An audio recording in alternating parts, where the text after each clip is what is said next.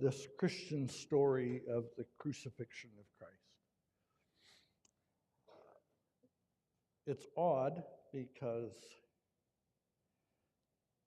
when I was young, I was a devout Jew.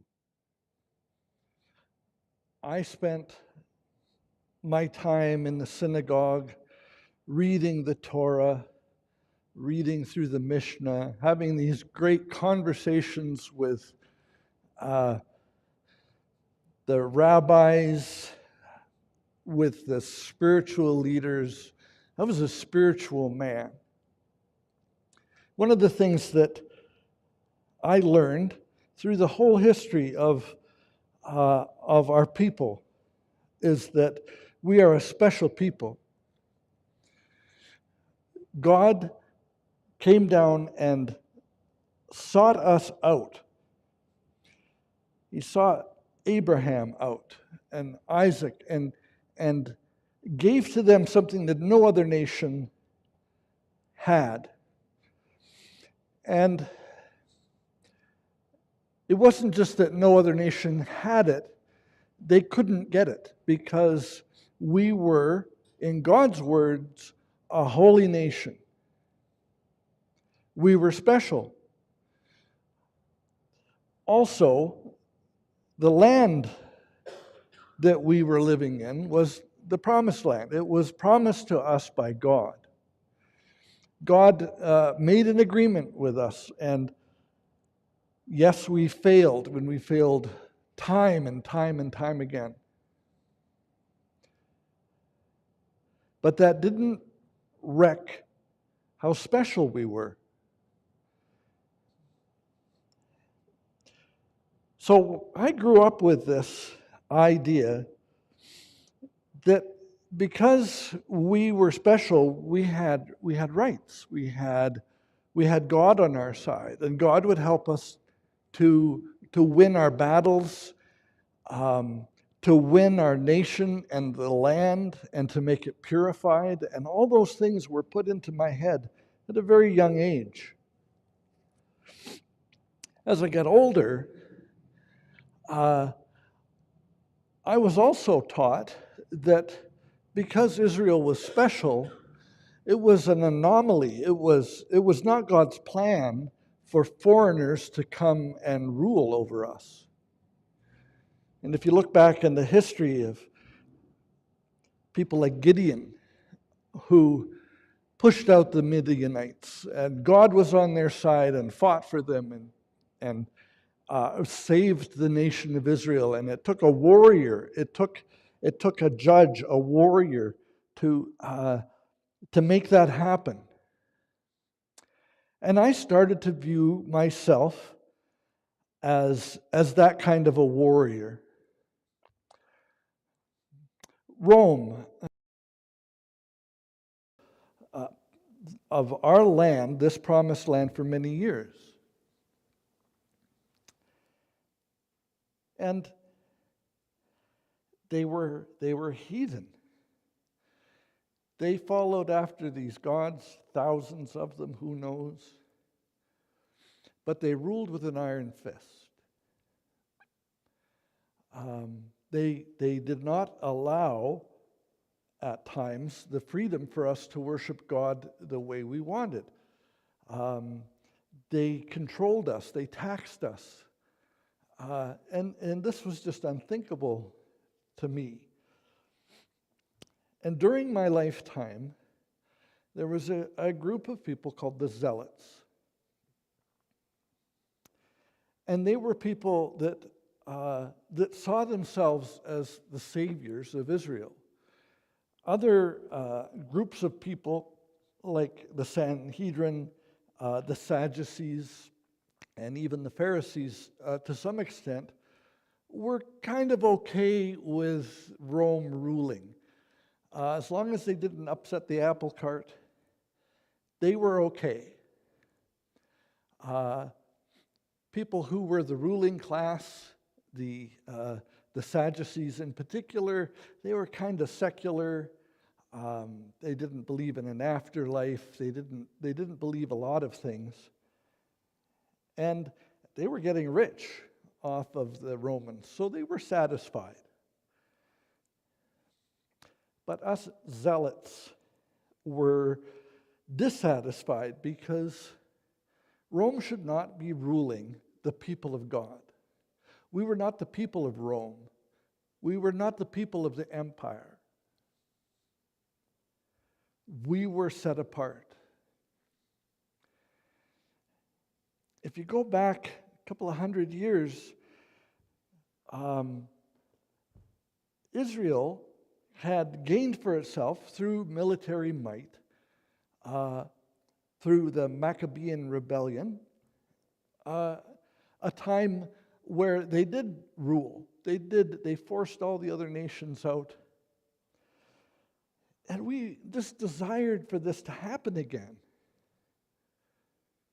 Why wouldn't it happen again? Time after time, God had saved Israel. So we made it a point of being zealous for Israel and zealous for God. And that meant fighting. That meant insurrections. That meant disturbing and even killing. As I grew up, that became my life. That became what I was. I was very proud of the fact that I was doing this thing and putting myself in danger for God.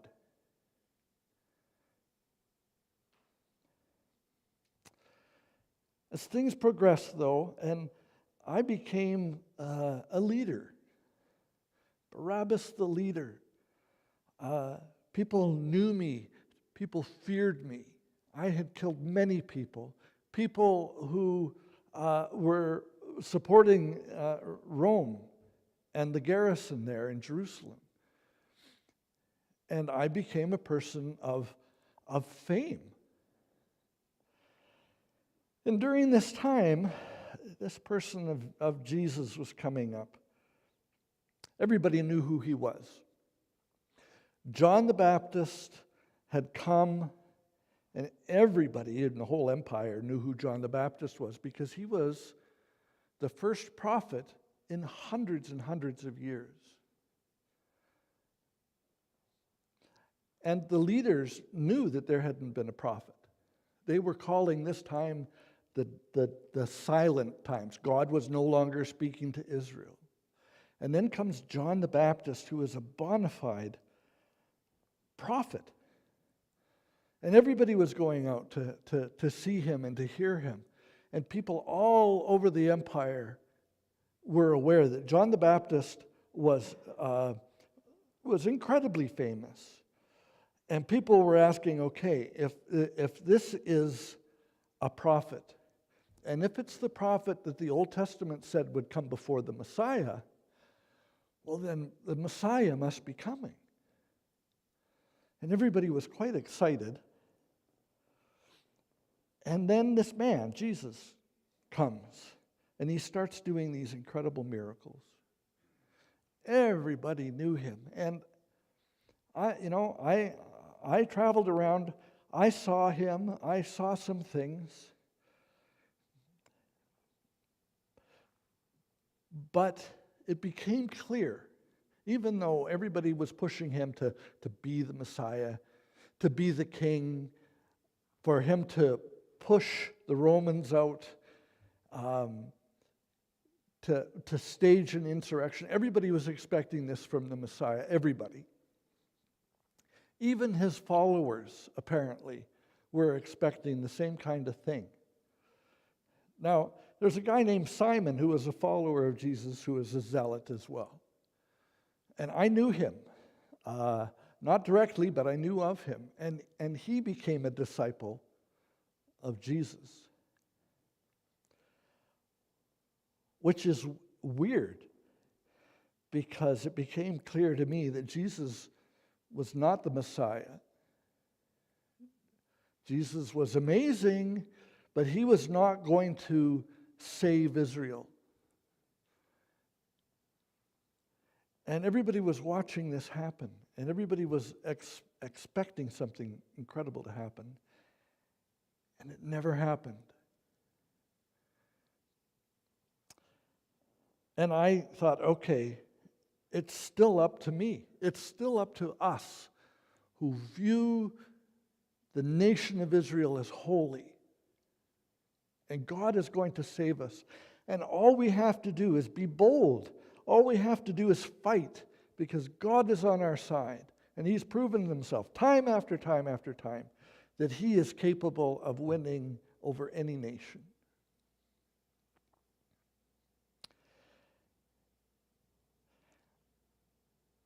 I was caught. You know, it doesn't help to be famous when you're doing things bad. I traveled around, I hid, I organized little skirmishes and killed people who were not lining up with us. But eventually I was caught and put into prison. And I was there for quite a while. And sentenced to death. Rome was not willing to put up with anybody challenging them. They dealt ruthlessly. There was an incident, actually, just before I was born, where Rome had taken 2,000 people along the road out of Jerusalem and put them all and crucified them all. Stories about walking along the main road to Jerusalem and passing by 1,000 on each side of people hanging there dying. That was Rome. And the anger that we felt, the unfairness of it. And there I am in prison, the hands of my enemy, knowing that I was going to meet the same fate, that I was the one who was the rebel. I was the one who everybody knew was fighting against the Romans.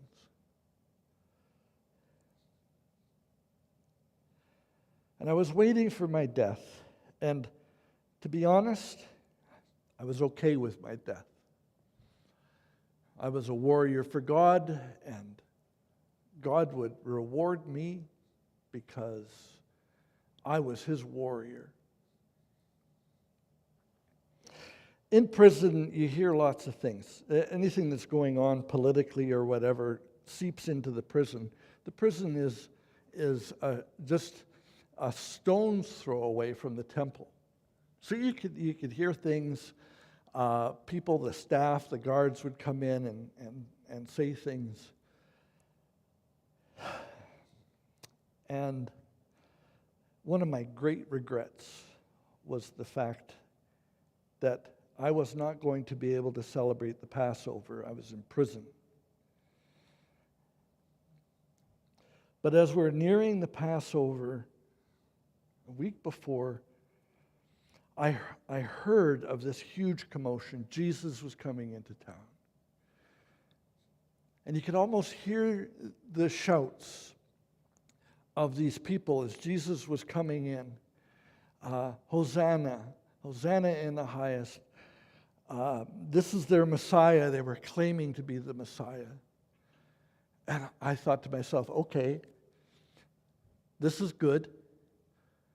Jesus is openly claiming to be the king. He rides on a donkey, which is a fulfillment of Scripture. The Messiah, the King of Israel, was going to come riding on a young donkey. Oh, okay. Now here it goes. Here we're going to see my passion come to fruition.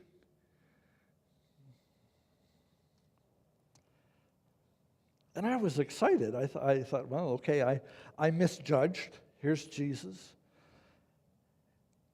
And then I hear, because this is all taking place in the palace where the prisons were, that They had captured Jesus.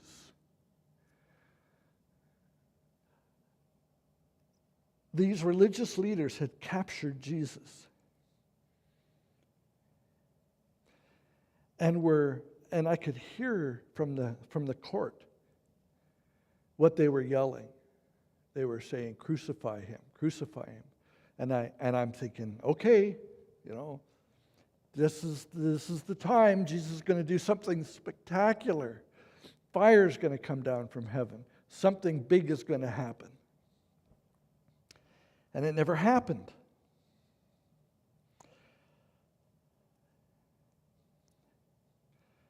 The Roman leader of the day had like a tradition. He wanted to pacify the Jews. He didn't want Rome to hear about all this stuff going on in Palestine, all this unrest. And he knew that if us Jews would just settle down, it would be okay, and he wanted to pacify them. But he knew that what he was doing was wrong. Part of the tradition was that somebody would be released. And I'm proud to say that the crowd chose me, Barabbas, this famous bandit, this famous zealot. Now, I didn't really know what was going on, but the guards came and got me, and I thought, okay, well, this is it. I'm going to the cross. My death. And instead, I'm ushered to the door, and out the door I went. I was free.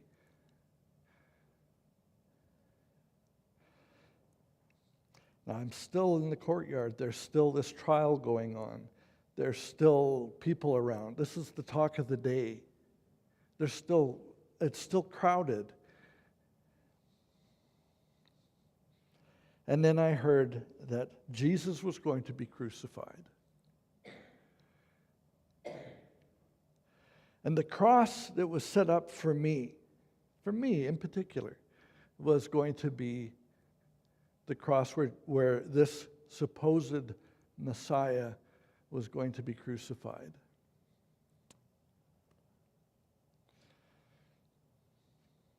I was there. They took him. They made him carry the cross brace to Golgotha, and they hung him there. And I was there. I was watching this, and I couldn't believe it. My luck. I was ready to face death. But here was this man who everybody said had done no wrong. Everybody had said that he was a good man, and he healed people, and he cast out demons, and he was only doing good. Also, he was wise. Everybody knew this. And so I watched him get hung up, and I started asking questions. What's going on here? Now, my fellow zealots were all excited because I was free. I was going to be their leader again. And I didn't feel right.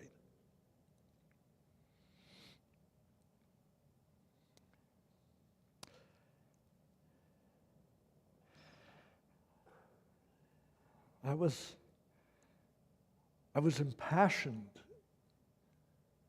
for God. And so I left there, went to my family, went home, bothered by what had taken place. Because I could see there again the Romans. They're filthy animals. And they've killed a good man. And I knew I wasn't good. I knew I had broken every law in the book. But I was free. Shortly afterwards, word got out that Jesus was alive. Now, I had seen him. I had seen him die on the cross. I'd seen it. So I knew that wasn't true. But these people were claiming to have seen him, that he had risen from the dead. And they were claiming that the Old Testament had all predicted this.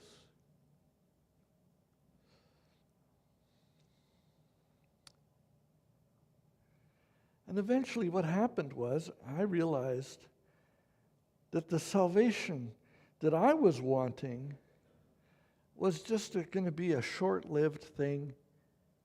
If you look back through our history, you'll see that Gideon pushed out the Midianites. But somebody else came back.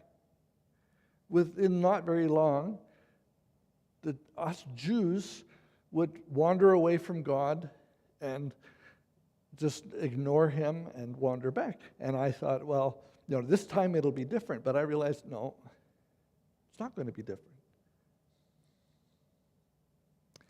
And then I realized that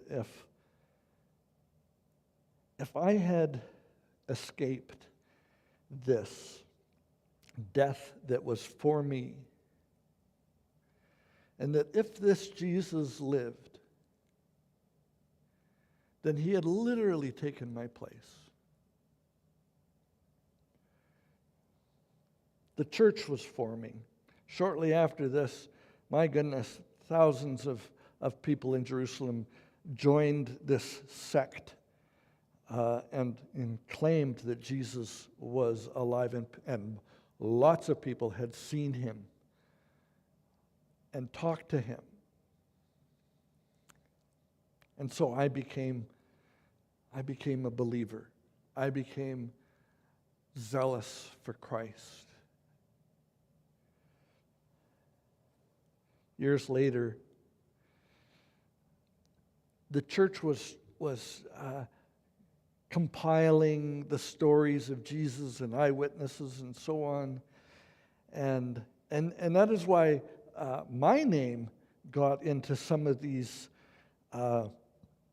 gospel accounts, because people could come up to me and ask me, "Are you really Barabbas?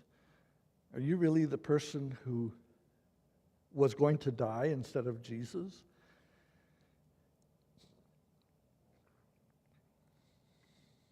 And the answer was yes, that was me. I was an eyewitness to everything, and they wrote it down. And it became the tradition of the church.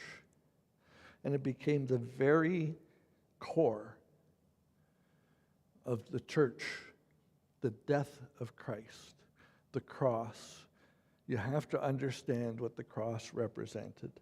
The cross, the Romans wouldn't crucify their own people because it was too horrendous. But if they wanted to make an example of somebody like me, it was a slow, torturous death. It was humiliating. You were naked in front of everybody. You were bleeding. You were beaten. You could hardly breathe after a while. The pain was excruciating.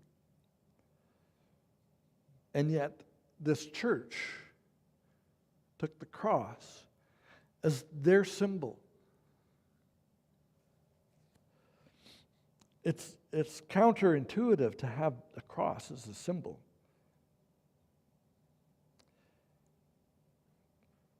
I heard that Jesus taught that you have to take up your own cross. You have to take up your death, the cause of your death, onto your shoulders and carry it throughout this life if you want to be a follower of Christ.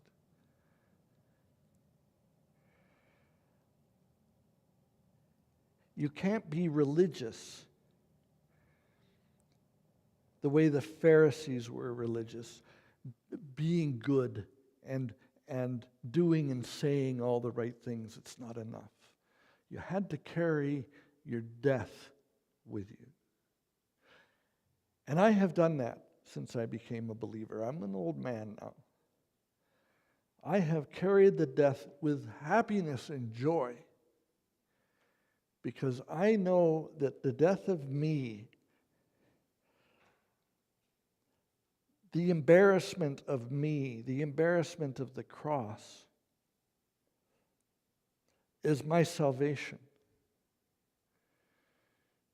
And we have to be aware, all of us,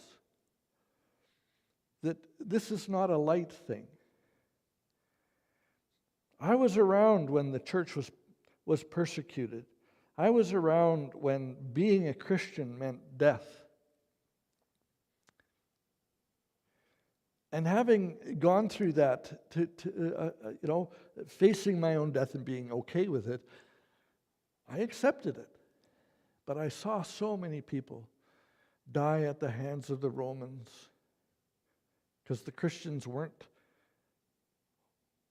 following after the Romans, and they weren't even following after the Jews. I have given up my life. I have carried the cross. I have carried my own death with me. There's implications there about how I live my life, about what I find important.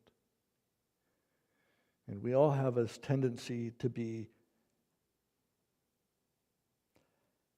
selfish, to use Jesus as a means to get something, to pray, and pray that good things will happen to me, and good things will happen to the people that I love, and God would move and do all these wonderful things.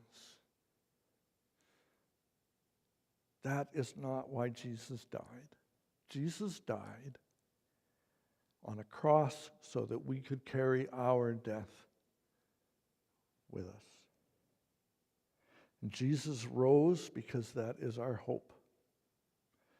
That is the hope of resurrection. But we have to die first. We have to carry our death around with us.